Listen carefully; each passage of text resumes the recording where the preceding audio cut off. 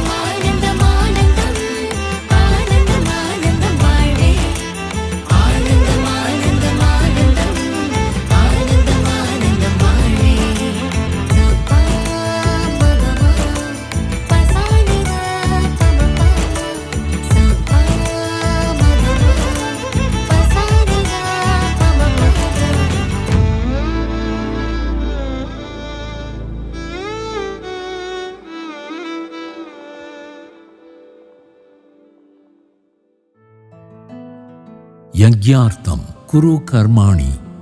பகவத்கீதையில் பகவான் ஸ்ரீகிருஷ்ணர் எந்த செயலை செய்யும் போதும் அதை ஒரு யக்ஞமாக செய்ய வேண்டும் என்று கூறுகிறார். ஆதிசங்கரரோ செயல்களை இறை வழிபாடாக செய்ய வேண்டும், இல்லையெனில் அவை உங்களை பிணைக்கும் என்று அறிவுறுத்துகிறார். நாம் செய்யும் செயல் எவ்வாறு வழிபாடாக மாறும்? கடவுள் நம்மிடமிருந்து என்ன விரும்புகிறார் என்பதை ஒருபோதும் சொல்வதில்லை. ஆனால் அவரது படைப்பு வெளிப்பட்ட போதே யக்ஞங்கள் தொடங்கிவிட்டதாக அவர் கூறியுள்ளார். சூரியன் அனுதினமும் தன் பொற்கதிர்களை பாரபட்சமின்றி அனைத்து உயிரினங்களுக்கும் வழங்குவதற்காகவே உதிக்கிறான். மழை பெய்யும் போது இந்திரதேவன் அதற்கான பணத்தை நம்மிடம் வசூலிப்பதில்லை. நாம் இயற்கையை நோக்கும்போது அதில் ஒரு ஒத்திசைவும் சமநிலையும் இருப்பதை காணலாம். நாம் எடுப்பதற்கேற்ப திருப்பிக் கொடுக்கவும் வேண்டும். திருப்பிக் கொடுக்காமல் எடுத்துக்கொண்டே இருந்தால் கடனாளியாக ஆகிவிடுவோம். அதனால் இன்ப துன்பம் எனும் இருமைகளை அனுபவிக்க மீண்டும் மீண்டும் பிறவி எடுக்க வேண்டி வரும். கடன்களை எல்லாம் திருப்பிக் கொடுத்து விட்டால் நாம் சுதந்திரமாக இருக்க முடியும் என்று ஆன்மீகம் நமக்கு கற்றுத்தருகிறது. அம்மா நமக்கு பரிந்துரைப்பதும் இதுதான். இந்தியாவின் முன்னாள் ஜனாதிபதி டாக்டர் அப்துல் கலாம் அவர்கள் அம்மாவை பற்றி இவ்வாறு கூறினார். அம்மாவிடமிருந்து நான் ஏதாவது ஒன்றை கற்றுக்கொண்டிருந்தால் அது கொடுப்பது, கொடுப்பது, கொடுத்து கொண்டே இருப்பதுதான். அம்மாவின் வாழ்க்கையே ஒரு மகா யஜ்ஞமாகும். அந்த மகா யஜ்ஞத்தில் அம்மா அர்ப்பிப்பது பொருட்களை அல்ல, தன்னையேதான். அம்மா கொடுத்து கொண்டே இருக்கிறார், இரவும் பகலும் ஓய்வு ஒழிவின்றி. அன்பு வடிவாகவும் ஆன்ம வடிவாகவும் இருக்கின்ற അനേവർക്കും വണക്കം.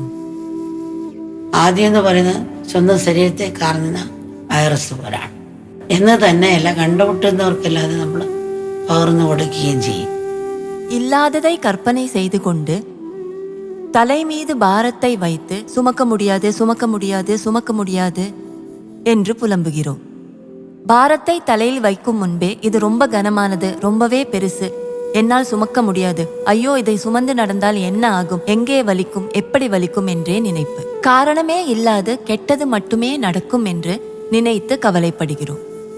கணவன் ஆபீஸிலிருந்து வர தாமதமானால் விபத்து நேர்ந்திருக்குமோ, வேறு ஏதாவது பிரச்சனையோ, இல்லை ஒருவேளை ஹார்ட் அட்டாக் ஆயிருக்குமோ, ஏன் தாமதம் என்று டென்ஷன் ஆகி மனைவி அங்கும் இங்கும் ஓடுவாள். கவலையை பற்றி சொல்லும்போது அம்மாவின் நினைவுக்கு வரும் ஒரு சம்பவம். பட்டணத்திலிருந்து ஒரு கிராமத்தின் வழியாக பிக்னிக் போகிறார்கள் சில இளைஞர்கள். அப்படி போகும்போது இரவாகிவிட்டது. வண்டி நின்று விட்டது. அருகில் ஒர்க் ஷாப்பும் இல்லை. வண்டி நகரவில்லை.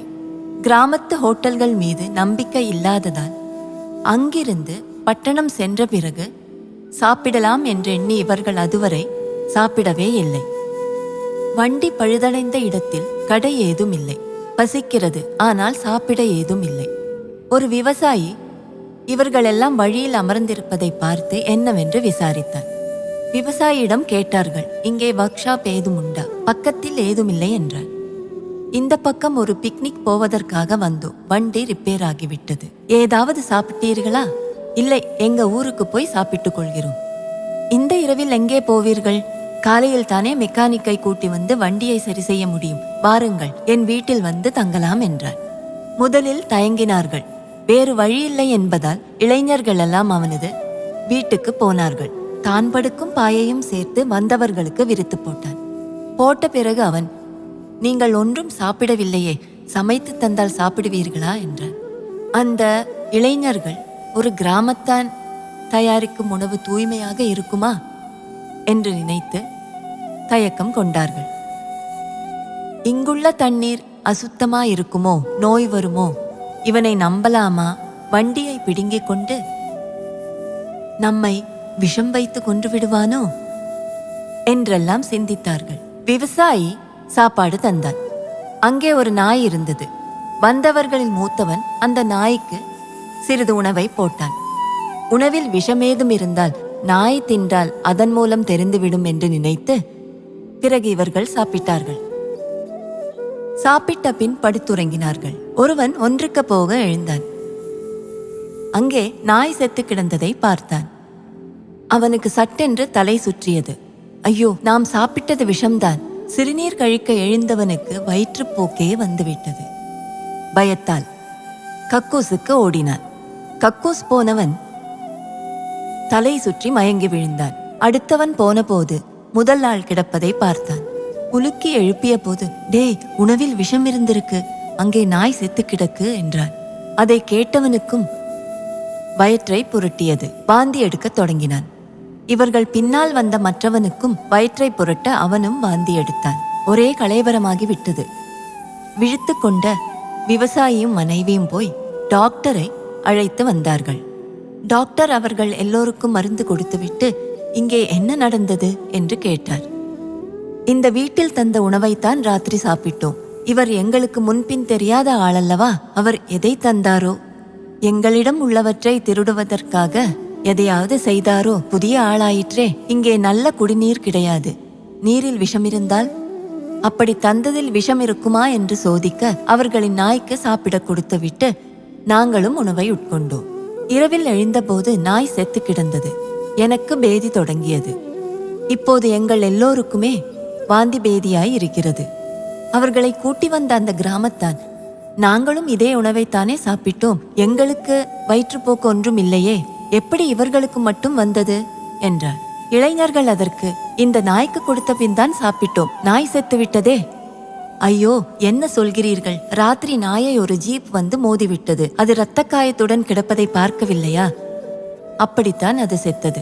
உடனே இளைஞர்கள் ஜாலியாக, டேய் எழுந்திருடா, உணவில் விஷமில்லையாம், இந்த நாய் ஜீப்பில் அடிபட்டுதான் செத்து போயிருக்கிறதாம். வாந்தியும் போச்சு, பேதியும் போச்சு, மருந்தும் அவசியமில்லை. ஒரே உற்சாகம்தான். பயம் நம்மை எந்த அளவு பலவீனமாக்கும் என்று தெரிகிறதா?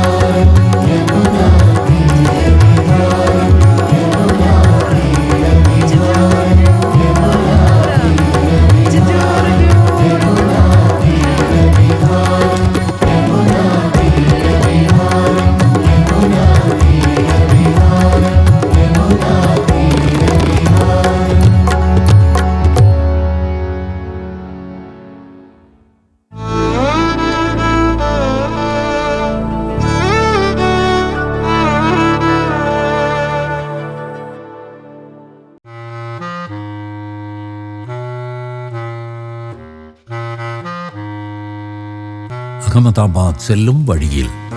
மும்பையிலிருந்து அகமதாபாத் வரையிலான யாத்திரை தூரம் 500 கிலோமீட்டர். அந்த யாத்திரை சோர்வடையச் செய்யக்கூடியது. ஆனால் அம்மாவுடன் ஒரு நிறுத்தம் இருக்கும் என்ற நினைவு பக்தர்களின் இதயங்களை மகிழ்ச்சியாலும் எதிர்பார்ப்பாலும் நிரப்புகிறது. सखी मोरे पिया जिया सखी मोरे पिया जिया हर लीनो सखी मोरे पिया जिया हर लीनो अब कैसे कहूं. இறுதியாக பேருந்துகள் சாலையிலிருந்து விலகி ஒரு பண்ணையை நோக்கி சென்றன. தெய்வீக தாயான அம்மாவின் சாநித்தியத்தில் அது ஒரு கோவிலாகவே மாறிவிடும். நீண்ட பயணத்தால் களைத்திருந்த அனைவரையும் லேசான மனநிலைக்கு கொண்டு செல்ல பிரணவ் என்னும் சிறுவனை ஒரு கதை சொல்லச் சொன்னார் அம்மா.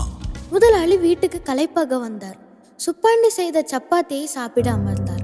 ஆனால் ஒரு சப்பாத்தி எடுத்த உடனே அதில் ஏதோ சரியில்லை என்று தோன்றியது. அவர் சப்பாத்தியை முகர்ந்து பார்த்தார். அது வித்தியாசமான வாசம் அடித்தது. ஏ சுப்பாண்டி, இந்த சப்பாத்திக்கு என்ன செய்தாய்? என்ன முதலாளி, என்ன ஆச்சு? இதுல ஏதோ மாதிரி வாசம் வருது சொன்னார் முதலாளி. நீங்க சொன்ன மாதிரி தான் செஞ்சேன் முதலாளி, பயபக்தியுடன் பதில் அளித்தான் சுப்பாண்டி. நான் சொன்னதா? நான் என்ன சொன்னேன் முதலாளி? தீப்பட்டி எரிஞ்ச இடத்துல ஆன்டிசெப்டிக் கிரீம் தொடர்றது நல்லதுன்னு நீங்க தானே சொன்னீங்க. அதனால எரிஞ்சு கரிஞ்ச சப்பாத்தியில அந்த கிரீமை தொடவே வைத்தேன். பின்னர் இது ஒரு ஆன்மீக யாத்திரை என்பதை அனைவருக்கும் நினைவூட்டும் விதத்தில் அம்மா பக்தர்களுடன் தியானத்தில் அமர்ந்தார்.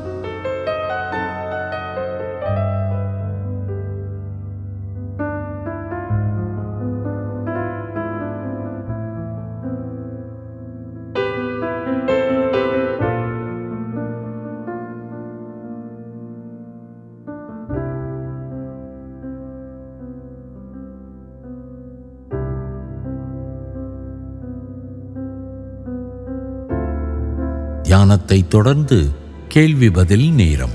ஒரு வெளிநாட்டு பக்தர், எப்போதும் சந்தோஷமா இருக்க நாங்க தீர்மானிக்கணும்னு அம்மா விரும்புறீங்க. ஆனா நான் அந்த தீர்மானம் எடுத்தாலும் பெருசா எதுவும் மாற மாட்டேங்குது. அம்மா, நடைமுறைக்கு வர்ற மாதிரி ஒரு தீர்மானத்தை எப்படி எடுப்பது?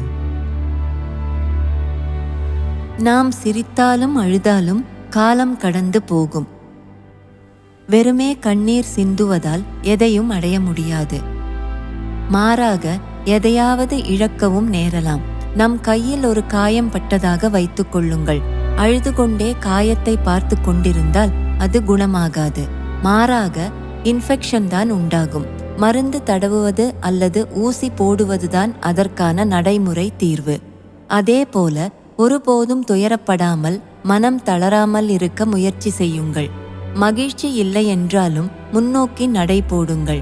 நமக்கு எதிர்பார்ப்புகள் இருப்பதால் தான் நாம் சோகம் அடைகிறோம். எதிர்பார்ப்புகள் இல்லாமல் இருப்பது நல்லது.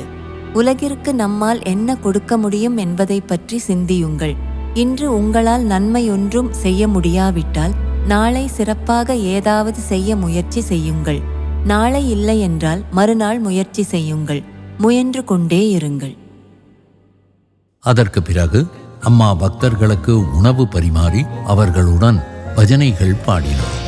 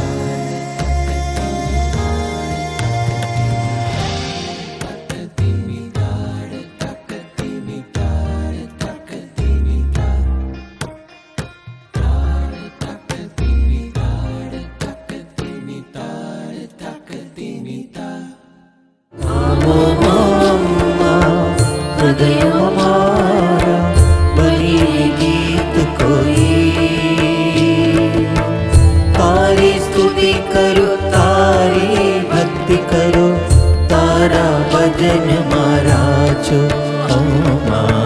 तारा भजन मारा छो।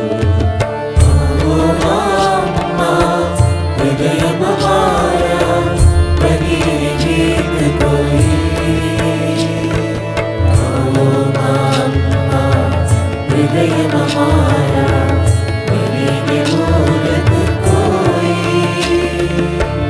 तारो अभिषेक करो, तारो अलंकार करो, तारी आरती मारा छू अम्मा, तारी आरती मारा छू। ओ अम्मा हृदय हमारा बलिने गीत कोई। तारी स्तुति करो, तारी भक्ति करो, तारा भजन मारा छो अम्मा, तारा भजन मारा छो। जय जय हो मातारी, जय जय मैया तारी, जय जय हो मातारी, जय जय मैया तारी, जय जय हो मातारी, जय जय मैया तारी, जय जय हो मातारी, जय जय मैया तारी, जय जय हो मातारी, जय जय मैया तारी, जय जय हो मातारी, जय जय मैया तारी, जय जय हो मातारी, जय जय मैया तारी, जय जय हो मातारी, जय जय मैया तारी, जय जय हो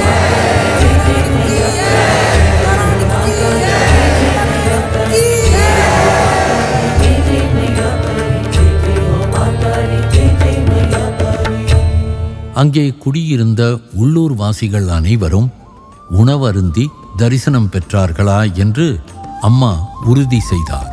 அதன்பின் அனைவரும் அகமதாபாத் நோக்கி பயணத்தை தொடர பேருந்துகளுக்கு திரும்பினர்.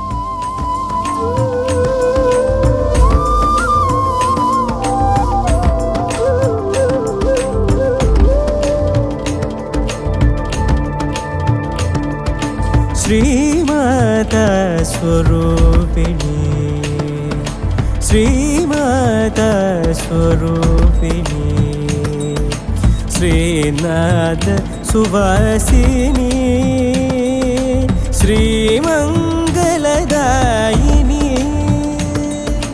हे अम्मा अम्बा परमेश्वरी। அம்மா இரவு வெகுநேரம் கடந்த பின் அகமதாபாத்தை அடைந்தார். அப்போதும் அங்கே பக்தர்கள் ஆவலுடன் காத்திருந்தனர். அம்மாவின் ஒரு பார்வைக்காக, ஒரு ஸ்பரிசத்திற்காக, ஒரு புன்னகைக்காக.